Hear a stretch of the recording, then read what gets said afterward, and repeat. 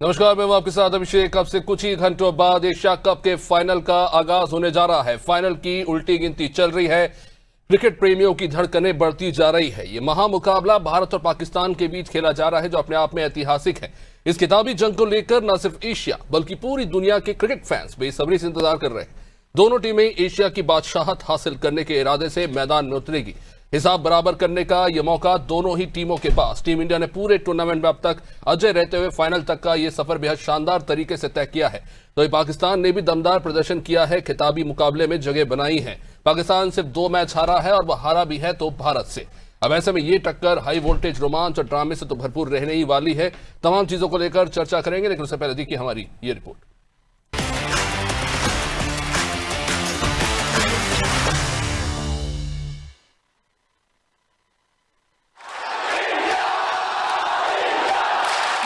Seat का belt, सज गया है फाइनल का मंच। जिसने हासिल की जीत वही है एशिया का किंग। जी हाँ, एशिया कप 2025 का कारवां अब अपने अंतिम पड़ाव पर पहुंच गया है। चिर प्रतिद्वंदी भारत और पाकिस्तान एक बार फिर दुबई में आमने सामने होंगे, लेकिन इस बार दोनों टीमें ट्रॉफी पर कब्जा जमाने के लिए मैदान में उतरेंगी। एशिया कप के 41 सालों के इतिहास में पहली बार ऐसा होगा जब दोनों टीमों की एशिया कप के फाइनल में भिड़ंत होगी। इससे पहले दोनों टीमें लीग स्टेज और सुपर 4 में एक दूसरे से भिड़ चुकी है और दोनों ही मुकाबलों में पाकिस्तान को भारत के हाथों करारी शिकस्त झेलनी पड़ी है। ऐसे में टीम इंडिया फाइनल में तीसरी बार पाकिस्तान को हराकर एशिया का किंग बनना चाहेगी, लेकिन भारतीय टीम एक नई चुनौती के साथ मैदान में उतरेगी। रोहित और विराट जैसे दिग्गजों की गैर मौजूदगी में युवा खिलाड़ियों पर खिताब जीतने की जिम्मेदारी होगी। अगर वह कामयाब होते हैं तो 30 साल पुराने कारनामे को दोहराएंगे। भारत और पाकिस्तान के बीच होने वाला यह फाइनल पहले से ही चर्चा का केंद्र बना हुआ है। ग्रुप स्टेज और सुपर 4 के दौरान इन दोनों टीमों के खिलाड़ियों के बीच काफी गर्मा गर्मी का माहौल देखने को मिला था, जिसके चलते ये मैच और रोमांचक रहने वाला है। टीम इंडिया एशिया कप की सबसे सफल टीम। अब तक 11 बार फाइनल खेली टीम इंडिया। भारत के नाम एशिया कप के 8 खिताब, 6 बार श्रीलंका बनी चैंपियन। पाकिस्तान के नाम भी 2 ट्रॉफी। सूर्य कुमार यादव की कप्तानी में अब तक टूर्नामेंट में अपराजय टीम इंडिया इस बार भी खिताब की प्रबल दावेदार मानी जा रही है। टीम इंडिया ने अपने सभी 6 मुकाबले जीते हैं, जिसमें से 2 बार पाकिस्तान को भी हराया है। लेकिन खिताबी मुकाबले में पाकिस्तान के खिलाफ भारत का बहुत अच्छा रिकॉर्ड नहीं है। भारत और पाकिस्तान के बीच इंटरनेशनल क्रिकेट में 13वीं बार किसी टूर्नामेंट या ट्राई सीरीज का फाइनल होगा। इससे पहले हुए 12 मुकाबलों में 8 बार पाकिस्तान और महज 4 बार भारत को जीत मिली। 2017 के आईसीसी चैंपियंस ट्रॉफी फाइनल में दोनों टीमें आखिरी बार खिताब के लिए भिड़ी थीं, तब भी पाकिस्तान ने ही बाजी मारी थी। भारत को आखिरी जीत महेंद्र सिंह धोनी की कप्तानी में 2007 के T20 वर्ल्ड कप में मिली थी। इतिहास, आंकड़े और पुरानी यादें सब एक रोमांचक कहानी करते हैं, लेकिन इस बार परिस्थितियों और टीम इंडिया की तैयारी कुछ अलग ही संदेश दे रही है। भारत पाकिस्तान का 21 बार हुआ आमना सामना। 12 मुकाबलों में टीम इंडिया ने दर्ज की जीत। पाकिस्तान को 6 मुकाबलों में मिली जीत। 3 मैच बिना किसी नतीजे के हुए समाप्त। भारतीय ओपनर और विस्फोटक बल्लेबाज अभिषेक शर्मा जबरदस्त फॉर्म में है। अब तक 6 पारियों में 3 अर्धशतक लगाते हुए अभिषेक ने 309 रन बना लिए हैं। उनका सर्वाधिक स्कोर 75 है, लेकिन कप्तान सूर्य कुमार से बड़ी पारी की उम्मीद है। शुभमन गिल मुकाबले को खत्म नहीं कर पा रहे, जबकि संजू सैमसन और तिलक जैसे खिलाड़ी श्रीलंका के खिलाफ महज औपचारिकता के मैच में ही अच्छा प्रदर्शन कर पाए हैं। अगर भारत अभिषेक पर बहुत अधिक निर्भर है, तो पाकिस्तान की कमजोरियां और भी अधिक स्पष्ट हैं। टीम का बल्लेबाजी क्रम काफी प्रभावी नहीं रहा है। जसप्रीत बुमराह को कुछ समय परेशान करने वाले साहिबजादा फरहान के अलावा अन्य बल्लेबाज दमदार प्रदर्शन नहीं कर पाए हैं। सईम अयूब 4 बार 0 पर आउट हुए और एक समय तो टूर्नामेंट में उनके नाम पर रन से अधिक विकेट दर्ज थे। हुसैन तलत और सलमान अली आगा भारतीय स्पिनरों के सामने लड़खड़ा गए। पाकिस्तान की उम्मीदें नई गेंद से उसके खिलाड़ियों के आक्रामक प्रदर्शन पर टिकी हैं। अगर शाहीन शाह अफरीदी और हारिस राउफ भारत के शीर्ष क्रम को जल्दी ध्वस्त कर देते हैं तो यह कम स्कोर वाला मुकाबला हो सकता है। लेकिन अभिषेक पर भारत की अत्यधिक निर्भरता की तरह शाहीन और राउफ को भी बहुत अच्छे साथी गेंदबाजों की कमी खल रही है। डेस्क रिपोर्ट, अनादि टीवी।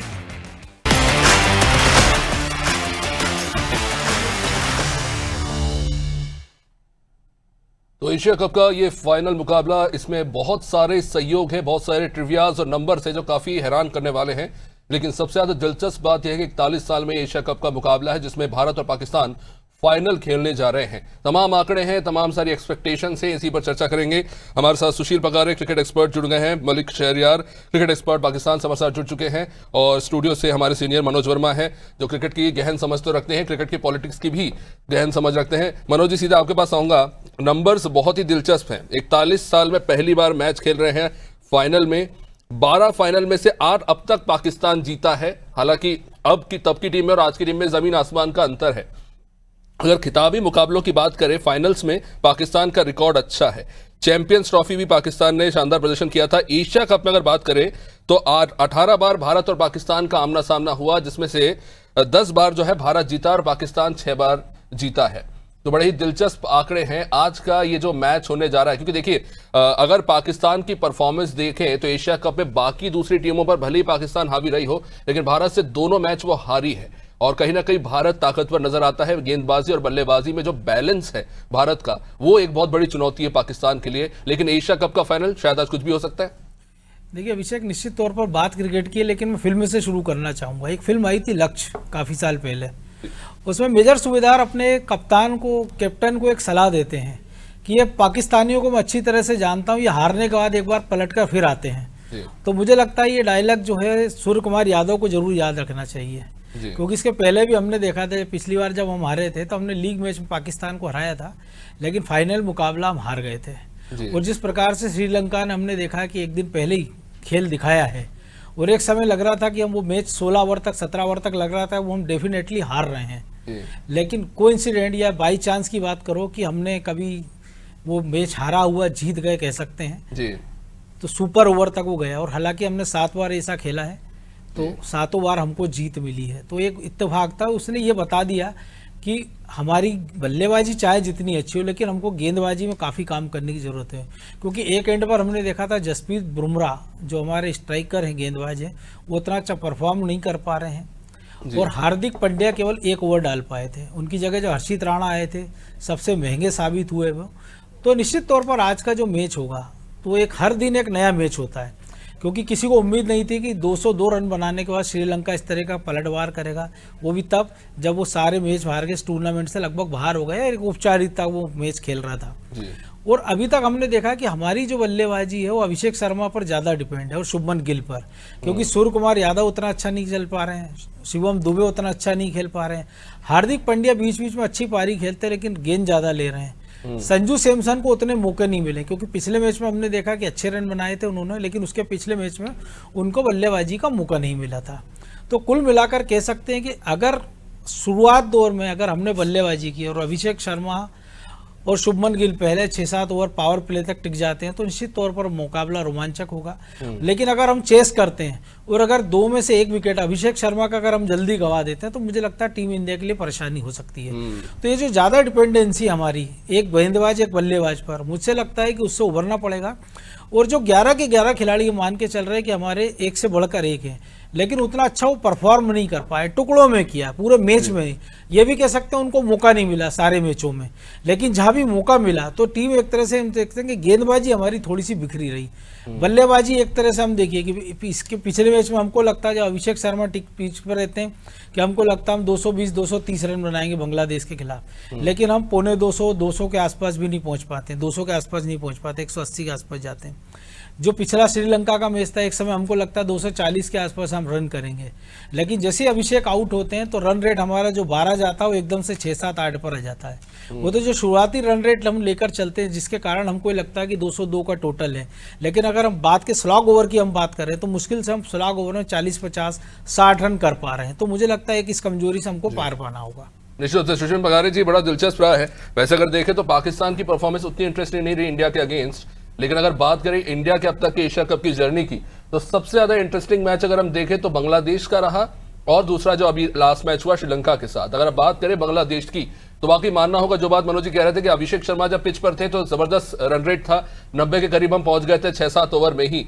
लेकिन उसके बाद हैंड्स ऑफ बांग्लादेश की बॉलिंग भी काफी कमाल की रही। हम देखते हैं कितनी डिसिप्लिन बॉलिंग और क्या कमाल की फील्डिंग बांग्लादेश की तरफ से देखने को मिली। और ये बात काबिल गौर है कि सिर्फ इंडिया के खिलाफ नहीं, बांग्लादेश ने श्रीलंका के खिलाफ जो मैच खेला वहां पे भी सिर्फ 4 रन एक्स्ट्राज में गए, जबकि इंडिया के वर्ल्ड क्लास बॉलर्स भी एक्स्ट्राज में काफी रन लुटा के बैठे हैं। लेकिन बांग्लादेश की डिसिप्लिन बॉलिंग हमने देखी वहां पे बहुत कमाल की रही। और ठीक वही चीज हमने श्रीलंका की बैटिंग में देखी, जिस तरह से पाथुम निशंका, मेरे ख्याल से इस एशिया कप का सबसे शानदार इनिंग वही है, 58 रन पे 104 जो पाथुम निशंका ने बनाए हैं।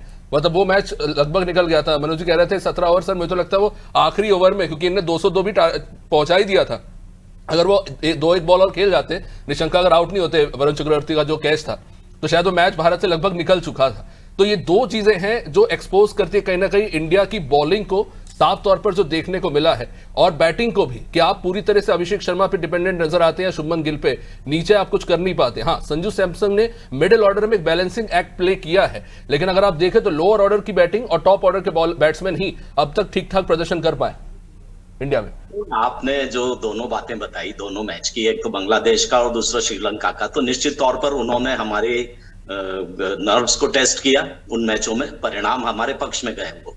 पर मैं आपको बांग्लादेश के मैच की तरफ ले जाना चाहूंगा कि जो पहले 2 ओवर डाले गए थे जिसमें अभिषेक शर्मा को उन्होंने जस्ट शॉर्ट गेंदें फेंकी थी और ऑफ स्टंप के बाहर निकाली थी वो गेंदें, तो जिसमें अभिषेक शर्मा परेशान हुए थे। और यही बात मेरे ख्याल से पाकिस्तानी गेंदबाजों ने नोट की होगी, पाकिस्तान के जो मैनेजमेंट है टीम के साथ उन्होंने नोट की होगी कि अगर अभिषेक शर्मा को रोकना है तो जस्ट शॉर्ट गेंद डालनी पड़ेगी मिडिल और ऑफ स्टंप से, और बाहर निकालना पड़ेगी ताकि वो अपने बाएं न खोल पाए, बल्ला स्विंग न कर पाए। हालांकि उनमें स्किल है, वो थोड़ा सा लेग स्टंप के बाहर निकल करके ऑफ साइड की तरफ जगह बना करके जो पहले 6 ओवर पावर प्ले के रहते हैं उसमें वो गेंद कवर, एक्स्ट्रा कवर के ऊपर से। सुशील जी, पाकिस्तान के जो फॉर्मर कैप्टन है राशिद लतीफ, वो भी यही बात कह रहे थे कि आप थोड़ा परेशान कर सकते हैं अभिषेक शर्मा को शॉर्ट बॉल से। लेकिन लास्ट मैच में हमने ये देखा कि वो बॉलर ने अगर शॉर्ट बॉल फेंकी भी थी तो वो तो फ्रंट फुट पे आके गुड लेंथ बना के मार रहे छक्के, तो वो स्ट्रेटेजी भी कुछ खास वर्क नहीं कर रही।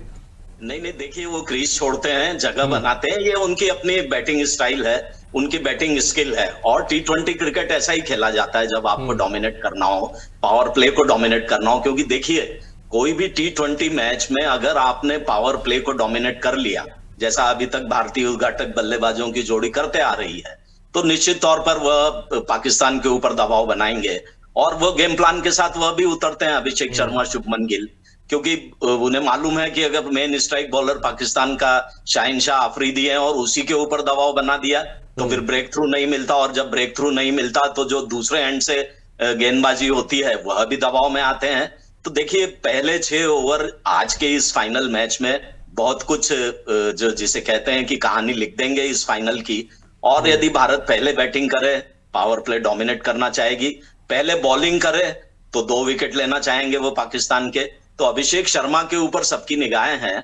और मैं भी कुछ पाकिस्तान के एक्सपर्ट्स को फॉलो करता हूं, जैसा आपने राशिद लतीफ के बारे में कहा, शोएब अख्तर का भी कहना था कि आप अभिषेक शर्मा को आउट कर दीजिए, 50% भारतीय बल्लेबाजी दबाव में आ जाएगी। खैर ऐसा है नहीं, हमारे पास 8 नंबर तक बल्लेबाजी है। और संजू सैमसन की थोड़ी देर पहले मनोज जी बात कर रहे थे, देखिए संजू सैमसन उद्घाटक बल्लेबाज है T20 क्रिकेट के, और संजू सैमसन को शुभमन गिल चूंकि आ गए टीम के अंदर, उन्हें ओपनिंग करते ही हैं वो T20 क्रिकेट में, इसलिए संजू सैमसन की जगह थोड़ी सी डिस्टर्ब हो गई है। पर मेरा यह मानना है कि यदि तिलक वर्मा के पहले संजू सैमसन को भेजेंगे तो भारतीय क्रिकेट टीम बेहतर प्रदर्शन कर पाएगी। तो बेहतर नहीं होगा सुशील जी अगर उनको और ऊपर, जैसे सूर्य कुमार यादव की जगह उनको लाए नंबर 3 पर? बिल्कुल ला सकते हैं, देखिए लाया जाना चाहिए। सूर्य कुमार यादव इतने फॉर्म में है नहीं इस पूरे टूर्नामेंट में, हमने देखा। हालांकि पिछले मैच में उन्होंने स्वयं गए थे पावर प्ले में खेलने के लिए, he tried to lead from the front. हाँ, पर वो 13 बॉल पे 12 रन की पारी, वो कहीं ना कहीं प्रेशर में ले आई थी टीम को। जी, तो मुझे ऐसा लगता है कि उनको फीलिंग थोड़ी अच्छी आई होगी। Surya Kumar Yadav 360 degree first player है जो T20 क्रिकेट में जिन्हें 360 डिग्री शॉट खेलने के लिए जाना जाता है, तो देखिए आज हो सकता है उनका दिन हो, क्लिक करने का दिन हो, पर हाँ संजू सैमसंग अगर थोड़ा सा ऊपर आएंगे, उन्हें मौका मिलेगा कम से कम 10-12 ओवर खेलने का, तो ही वे खेल सकते हैं, ब्लॉसम हो सकते हैं अपनी इनिंग और प्रतिभा के साथ, वो न्याय कर सकते हैं, अपनी प्रतिभा दिखा सकते हैं। तो आज देखना होगा इंडियन बैटिंग कभी अनप्रेडिक्टेबल रही है और सूर्य कुमार की बैटिंग भी वो कब चल जाए खैर कोई कह नहीं सकता। हमारे साथ क्रिकेट एक्सपर्ट है पाकिस्तान से मलिक शहरयार जी। शहरयार जी, सीधा आऊंगा इस मुद्दे पे कि पूरे एशिया कप में पाकिस्तान सिर्फ भारत से ही असफल रही है, और एक बड़ी दिलचस्प बात जो निकलकर सामने आ रही है सलमान आगा के बारे में, he is called the lucky charm of Pakistan, कि अच्छी खासी सीरीज पर कब्जा उन्होंने जमाया है। क्या लगता है आज वो लक चलेगा? कौन से खिलाड़ी है जिसको देखकर आप लग रहे हैं कि ये इंपैक्टफुल प्लेयर रह सकते हैं इस मैच में? देखिए बिल्कुल बड़ा मैच है, देखना पड़ेगा कौन किस तरह परफॉर्म करता है, बट मैं आपको बताऊं कि पाकिस्तान अंडररेटेड टीम है, तो सारा प्रेशर जो होगा वो इंडिया पे होगा, क्योंकि Pakistan India has everything to lose. तो बड़ा मैच है हमारे। बेसिकली मैंने आपको लास्ट टाइम भी जब आपके साथ मैंने प्रोग्राम किया तो ये बताया था कि जो फर्स्ट 6 ओवर्स हैं वो बड़ा मैटर करेंगे, हमारी पावर प्ले के भी और इंडिया की पावर प्ले के भी। तो आई बिलीव कि अगर हमारे बॉलर्स पहली 2 विकेट्स आपके गिल की और शर्मा की इनिशियली ले जाते हैं, तो आपका मिडिल ऑर्डर इतना ज्यादा टेस्ट नहीं हुआ थ्रू आउट दिस टूर्नामेंट। और मैंने आपको पहले भी कहा था कि शुरू में जब पहले मैच 1-2 मैच खेला इंडिया, तो लग रहा था कि बिल्कुल ही अनडिफीटेबल है, बिल्कुल ही इनविंसिबल होगी ये टीम।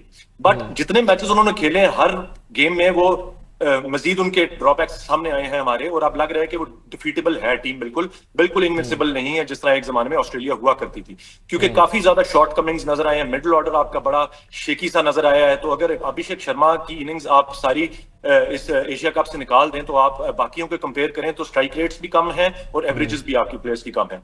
तो इसी चीज पे पाकिस्तानी बैंक करेंगे कि इस बार अभिषेक को बजाय वो हमें हमारे ऊपर हावी हो, हमारे बॉलर्स ट्राई करेंगे कि हमारे बॉलर्स उनके ऊपर हावी हो, और उनको इनिशियली प्रेशर डालना पड़ेगा अभिषेक के ऊपर। और शहरयार जी, यही तो देखने को मिला है इस पूरे एशिया कप में, that he has been invincible. उनकी 6 पारी है, और अभी बड़ी इंटरेस्टिंग चीज पढ़ रहा था अभिषेक शर्मा के बारे में, is going to be the only player Indian cricket में शायद जो एक साथ 11 रिकॉर्ड तोड़ने वाले हैं शायद इस मैच में, अगर वो 51 रन बना देते हैं। तो अभिषेक शर्मा के अगर आप उनकी शॉर्ट सिलेक्शंस भी इवन देखें, तो क्योंकि हम बैट्समैन देखते हैं जो ओपनिंग ऑर्डर में आते हैं, उनके कोई स्ट्रॉन्ग साइड्स होते हैं, कुछ वीक साइड्स होते हैं। Abhishek Sharma all over the ground अगर आप उनके पिच मैप शॉट्स देखेंगे तो हर तरफ वो खेलने में माहिर नजर आए हैं। और यही होता है कि जब आप फील्डिंग सेट करते हैं पावर प्ले में, तो फील्डिंग टीम के लिए बहुत कंफ्यूजिंग हो जाता है कि अभिषेक शर्मा के लिए किस तरह की फील्ड सेट की जाए, क्योंकि आप सोचते हैं कि आप अगर लेग में फील्डिंग बढ़ाएंगे तो वो ऑफ में विकेट से हटकर छक्के मार रहे हैं। हमने देखा कि किस तरह से उन्होंने डोमिनेट किया है पूरे एशिया कप में। और ये बात सही है, शोएब अख्तर भी कह रहे हैं, राशिद लतीफ भी कह रहे हैं, अगर आप अभिषेक शर्मा को आपको काबू कर लेते हैं तो कहीं ना कहीं आप थोड़ा बहुत हावी हो सकते हैं इंडिया टीम पे। बिल्कुल ठीक कह रहे हैं, इसमें कोई डाउट नहीं है। जो उन्होंने बारी अभी तक की है आउटस्टैंडिंग है। क्या स्ट्राइक रेट के साथ वो खेलते हैं, 200 के स्ट्राइक रेट के साथ through out this tournament, it is not an easy job. और वो जिस तरह की शॉट्स मारे आपने वो भी कहा, बट मेरे ख्याल है बॉलर्स को थोड़ा सा एक प्लान के साथ स्टिक करके, अगर सिर्फ आउटसाइड ऑफ स्टंप करके extra cover, deep extra cover और पॉइंट डीप ले लेते हैं, और उस तरह की कोई बॉलिंग करें एक टैक्टिक्स पे, या फिर जिस तरह शॉर्ट पिच का है फिर आप डीप स्क्वायर लेग ले लें, उस एक टैक्टिक्स पे बॉलर्स को उनको बॉलिंग करनी पड़ेगी। थोड़ा सा डिसिप्लिन शो करना पड़ेगा शर्मा के खिलाफ। बट मैं आपको बता रहा हूँ जिस तरह उन्होंने थ्रू आउट द टूर्नामेंट बारी की है, आज वी आर वेरी होपफुल कि इंशाल्लाह वो जल्दी आउट होंगे और पाकिस्तान वहां से कम बैक कर सकता है, क्योंकि being underrated India has everything to lose. और फिर उसी तरह ये कि पाकिस्तान की बैटिंग का क्लिक करना भी बड़ा जरूरी है। पहले 6 ओवर्स बैटिंग में अभी तक हम यूटिलाइज नहीं कर सके, दो कि हमारे मिडिल ओवर्स भी अच्छे नहीं जा रहे। बट अगर हमारे शहरयार जी, मैं उसी पर आना चाहूंगा, बॉलिंग में तो खैर काफी टैलेंटेड बॉलर्स हैं आपके पास, यंग बॉलर्स हैं, अच्छा खासा पेस है, लेकिन हम बैटिंग में देख रहे हैं कि वो चीज देखने को मिली नहीं है। खासतौर से पावर प्ले में आप जल्दी विकेट गवाते हैं, फिर आपका रन रेट नीचे चला जाता है। जो बात हो रही है कि शुरुआती 6 ओवर तय कर देंगे कि मैच का मूड किस तरफ जा रहा है, सबसे बड़ा एक चैलेंज जो है नजर आया है पाकिस्तान की बैटिंग में। और अगर पूरा देखें आप स्कोर कार्ड, तो हाईएस्ट इस पूरे एशिया कप में पाकिस्तान का स्कोर जो रहा है 172 which is against Oman, and the second is 171 against India. तो ये एक बड़ा चैलेंज, अगर आप एक बड़ा टारगेट इंडिया को नहीं दे पाएंगे तो दुबई की कोई पिच कुछ खास मूवमेंट है नहीं उसमें, तो बॉलर कहीं ना कहीं दबाव में आ जाते हैं। बिल्कुल ठीक कह रहे हैं आप, बैट्समैन को थोड़ा स्टेप अप करना पड़ेगा। मेरे ख्याल में तो हसन नवाज को जो एक्सक्लूजन है वो एक गलती है पाकिस्तान की तरफ से, क्योंकि वो डिफरेंस डाल सकते हैं। एक्स फैक्टर पाकिस्तान के पास अभी इतने ज्यादा नहीं है। साइम अयूब अंडर कॉन्फिडेंट है, फखर आपके पास ऊपर अच्छा खेल रहे हैं, तलत हुसैन को डाला तो है, बट उनका स्ट्राइक रेट क्या 150-60 रन के स्ट्राइक रेट से वो खेल सकते हैं या नहीं, ये भी एक बड़ा सवाल है। तो हसन नवाज की आज कोई सुन तो रहे हैं, क्या पता इनकी इंक्लूजन हो जाए, और उनकी हमें जरूरत है मिडिल में, क्योंकि इससे पहले जितनी सीरीज हुई हैं उसमें भी हसन नवाज का बड़ा मेजर रोल रहा है। और अगर आप एक एक्स फैक्टर प्लेयर डालते हैं, अगर वो 3-4 मैच नहीं भी चल रहा, अगर आपको इवन 10 में से वो 2 मैच भी जिता रहा है, तो I think it's fair enough कि आपको वो उस तरह के मैचेस जिता रहा है। तो उनकी इंक्लूजन हमारे लिए थोड़ा सा नुकसान, मुझे तो लगता है कि नुकसान है। और बाकी बैटिंग थोड़ी अंडर प्रेशर है। सलमान अली आगा कप्तानी के प्रेशर में उनसे भी परफॉर्मेंस नहीं हो सकी, बट आज वीर होपफुल अगर हमें 6 ओवर्स पहले थोड़ा सा स्टार्ट मिल जाता है तो इंशाल्लाह मिडिल ओवर्स जो है, हमारे मिडिल ऑर्डर जो है वो कैपिटलाइज करेगा। और कैपेबिलिटी है बिल्कुल प्लेयर्स के पास, ये बात नहीं है कि कैपेबिलिटी नहीं है। आज वो खुल के खेलें और अंडर प्रेशर ना खेलें तो hopefully tables can turn on India इंशाल्लाह। मनोज जी, पिछला मैच जो था और उससे पहले भी कुछ मैचेस में हमने ये चीज देखी, अगर इस पूरी एशिया कप की हम इस टूर्नामेंट को पूरा देखें तो India has been quite lucky in a way कि हम जो मैचेस जीते हैं वो इंडिविजुअल खिलाड़ियों की शानदार परफॉर्मेंस की वजह से ज्यादा जीते हैं बजाय रणनीति के। श्रीलंका वाले मैच में हम देखें कि जहां पे पाथम निशंका ने एक तरफ से पीटना शुरू किया तो आपको समझ नहीं आ रहा था कि आप किन्हें लाएंगे। हार्दिक पांड्या साहब शुरू करवाते हैं बॉलिंग, हालांकि वो बहुत अच्छा स्पेल फेंक भी रहे हैं, हालांकि कुछ मैचेस में थोड़े महंगे जरूर रहे लेकिन इंपॉर्टेंट विकेट वो शुरुआत में दिलवा रहे हैं। लेकिन स्ट्रैटेजी की खास कमी नजर आती है कि जैसे श्रीलंका ने एक तरफ से मारना शुरू किया, आपको समझ नहीं आ रहा कि आप किससे बॉलिंग कराए, कौन किस पे हावी हो सकता है। और शायद ये एक रीजन भी रहा है कि श्रीलंका जैसी टीम ने भी इतना बड़ा स्कोर जो है लगभग चेस कर दिया, और इसके पहले के मैचेस में भी हमने देखा है कि बहुत डामाडोल वाली स्थिति देखने को मिली। देखिए, निश्चित तौर पर उसके लिए मुझे लगता है सबसे बड़ा एक कारण है कि भारत की जो खराब फील्डिंग है, जिस प्रकार से हमने कैचेस छोड़े हैं जी, तो मुझे लगता है कि कैचेस विन मैचेस, और जो पिछला वर्ल्ड कप हमने जीता है वो जैसे अगर सूर्य कुमार यादव कैच छोड़ देते या बाउंड्री लाइन के बाहर वो निकल जाते तो मुझे लगता है दक्षिण अफ्रीका चैंपियन होता। तो ये छोटी सी बात है, लेकिन जिस प्रकार से हम कैच छोड़ रहे हैं कि सारे मैचों में हम देख लीजिए, और जिस प्रकार के कैच हमने देखा कि पाकिस्तान की टीम ने पकड़े हैं या बांग्लादेश की फील्डिंग आप देख लीजिए, श्रीलंका की देख लीजिए कि जिस गेंद पर हमने देखा अभिषेक को जिस प्रकार से उन्होंने रन आउट किया था कि कोई बिलीव नहीं कर सकता था कि इतनी तेज फुर्ती के साथ। तो ये सारी वो चीजें हैं कि हमको फील्डिंग में भी अच्छा खासा हो, क्योंकि अभी तो ये है कि टीम जीत रही है तो आप ठीक है कि बल्लेबाजी की आपको गलतियां नहीं दिखाई दे रही है। जब श्रीलंका ने आप पर हावी हुई तो आपको गेंदबाजी की गलतियां आपको खुलकर सामने आ गई कि हम कहाँ खड़े हैं। तो मुझे लगता है कि फील्डिंग पर आई थिंक मुझे लगता है बहुत ज़्यादा वर्क करने की ज़रूरत है, क्योंकि आप 8-10 रन अगर एक्स्ट्रा दे देते हैं, जैसे पिछले मैच में आप देख लीजिए जिस बॉल पर निशंका ने छक्का मारा था वो डेड बॉल घोषित हो गई थी, अगर वो नहीं होती तो शायद वो मैच श्रीलंका जीत गई होती, क्योंकि वो अक्षर ने वो कैच छोड़ ही दिया था ना, हाथ से बिल्कुल टकरा के, और 6 रन के लिए गेंद वो बाउंड्री पार हो गई थी।